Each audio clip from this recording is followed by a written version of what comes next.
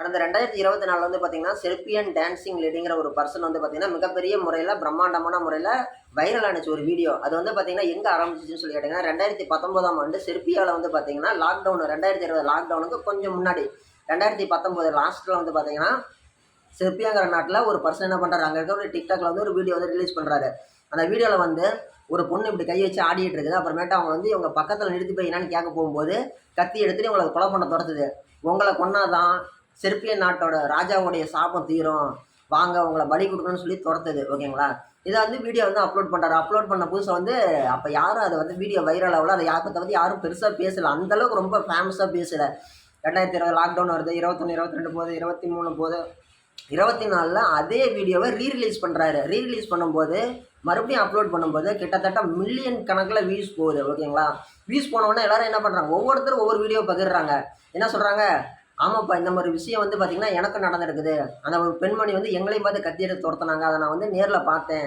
என்னையும் துரத்திருக்கிறாங்க. நான் தூரமாக பார்த்துட்டு அவங்கள பார்த்து திரும்பி வந்துட்டேன்னு சொல்லி ஒவ்வொருத்தரும் ஒவ்வொரு விதமான கதைகளை சொல்ல ஆரம்பித்தாங்க. கதைகளும் அது உண்மையும். ஒவ்வொருத்தரும் ஒவ்வொரு கருத்தை சொல்ல ஆரம்பித்தாங்க. அந்த செர்பியா லேடி அப்படிங்கிற செர்பியன் டான்சிங் லேடிங்கிறவங்களுக்கு பின்னாடி ஒரு மிகப்பெரிய கதை இருக்குதுங்க. பல நூற்றுக்கணக்கான வருஷங்களுக்கு முன்னாடியே செர்பிய நாட்டு இளவரசனான ஒரு ராஜா என்ன பண்ணுறாரு, ஒரு சாதாரண பொண்ணை விரும்புகிறாரு. பொண்ணை தெரிஞ்ச உடனே அந்த பொண்ணு விரும்புறாருன்னு தெரிஞ்ச உடனே அந்த பொண்ணு அவர் விரும்புது. இவங்க 2 பேரும் விரும்ப தெரிஞ்ச உடனே அந்த மகாராஜா என்ன பண்ணுறாரு, இவங்க 2 பேரையுமே என்ன பண்ணுறாரு, கொலை பண்ணிடுறாரு. இவர் கொலை பண்ண உடனே ராஜாவுடைய ஆவி எங்கேயுமே வெளியில் தெரியறதில்ல. ஆனால் இந்த பொண்ணோட ஆவி மட்டும் என்ன பண்ணுறது, ஒவ்வொரு இடத்துலையும் மக்கள் போயிட்டு வரக்கூடிய சாலைகளில் இரவு நேரங்களில் மட்டும் தனியாக நின்று ஒரு சோகமான ஒரு பாட்டை பாடிட்டு இருக்குமா. அந்த பெண் வந்து ஆவியாகப்பட்ட அந்த பெண் வந்து ஒரு பெண் உருவத்திலேயே வந்து பாடிட்டு இருக்குமா. அந்த பொண்ணை பார்த்துட்டு யாராச்சும் பக்கத்தில் வந்து ஏதாவது ஒன்று அப்யூஸ் பண்ண நினச்சாலோ, தப்பாக ஏதோ பேசினாலோ உடனே அந்த பொண்ணு அவங்கள கொன்று காவு வாங்கிருமா.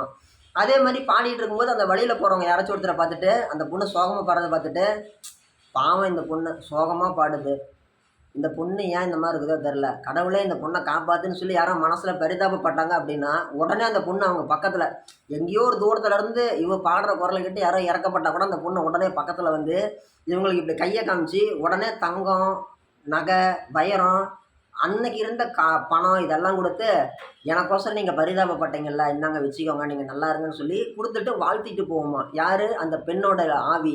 ஓகேங்களா? அந்த கதையினுடைய தொடர்ச்சி தான், அதனுடைய நீட்சி தான் வந்து இன்றைக்கி வந்து நம்பப்படுது. ஓகேங்களா? இன்றைக்கி யாராச்சும் அந்த பொண்ணு ஆடும்போது வந்து பார்த்திங்கன்னா பக்கத்தில் போனாங்கன்னா அந்த பொண்ணு சொல்லக்கூடிய வார்த்தை என்னது, உங்களை கொன்னாதான் செர்பிய நாட்டு இளவரசனுடைய உயிர் வந்து திரும்ப வரும், உங்களை காவு கொடுக்கணும் அப்படின்னு சொல்லி தான் துரத்துறாங்களாம். ஓகேங்களா?